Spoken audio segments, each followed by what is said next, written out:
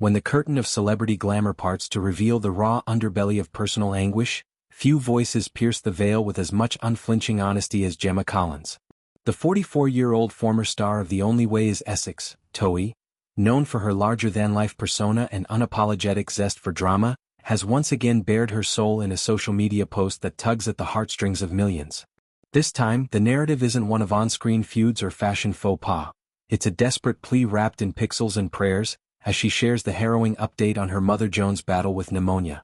At 81, Joan Collins, Gemma's rock confidant, and the woman whose unyielding spirit mirrors her daughter's, lies, seriously unwell, in the sterile confines of Broomfield Hospital in Chelmsford, her condition a stark reminder that even the strongest families confront fragility. The post, an emotional snapshot of Gemma cradling her mum's hand at the bedside, captures a tableau of tenderness amid turmoil. Gemma's face, usually alight with mischievous sparkle, is etched with exhaustion and resolve, her eyes red-rimmed from vigil-kept nights. "This week has been the toughest week of my life," she confesses in the caption, her words tumbling forth like a dam breached after days of stoic silence. "I didn't know if I was coming or going and still don't. My mum is really unwell." The admission lands with the weight of a thunderclap, stripping away the diva facade to expose the daughter beneath, vulnerable, devoted, and clinging to hope like a lifeline. Pneumonia, that insidious foe cloaked in coughs and fever, has gripped Joan with a ferocity that defies her years of vitality. For the uninitiated, it's more than a respiratory riddle. In the elderly, it morphs into a systemic siege, taxing lungs already weathered by time and taxing the spirit with every labored breath. Gemma's update paints a vivid portrait. The beeping monitors, the flurry of NHS doctors and nurses whose care she praises effusively. "Thank you to the NHS doctors and nurses at Broomfield Hospital, Chelmsford Hospital for looking after mum so well."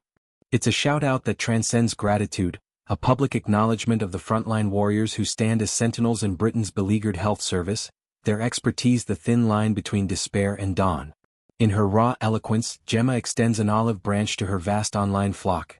"Please, if you believe in prayer like me, please say a prayer for mum to get well ASAP."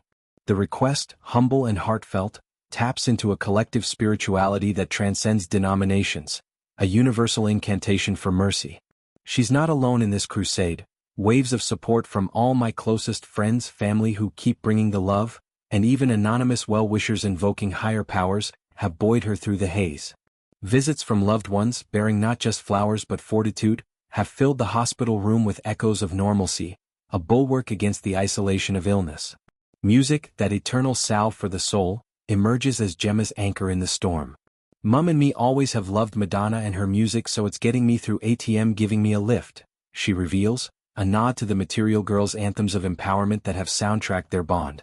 One can envision the duo in healthier epics, belting out Vogue in the kitchen or swaying to Like a Prayer on sun-drenched drives, rituals that now serve as emotional talismans, looping on Gemma's playlist as she paces the corridors.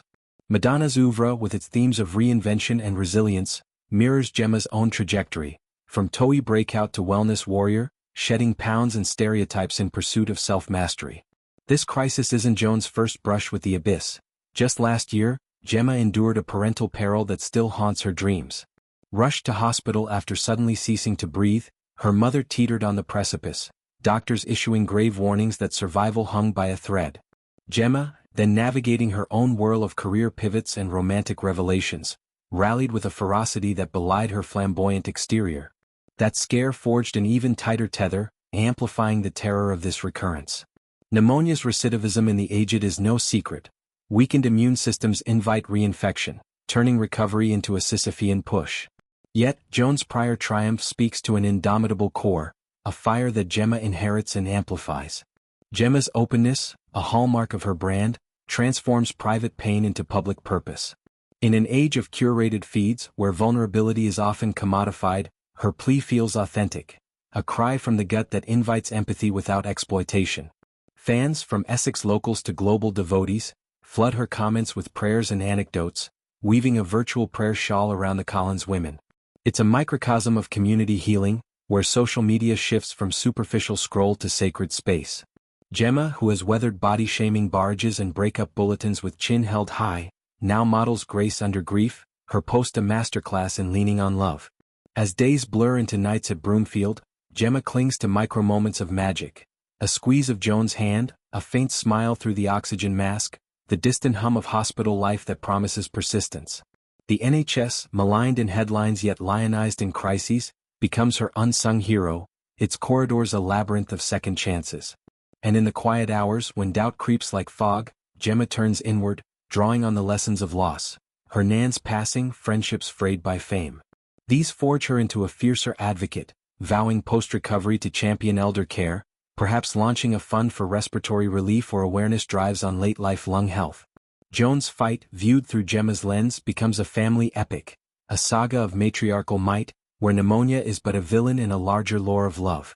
As prayers ascend from Essex to eternity, one senses the tide turning, buoyed by collective will. Gemma, the GC Gemma Collins, of unfiltered fame, reminds us that true divas don't dodge darkness, they dance through it hand in hand with those who matter most. In this heartbreak hotel of a week, hope flickers like a bedside lamp, dim but defiant, awaiting the morn when Mum rises and the music plays on.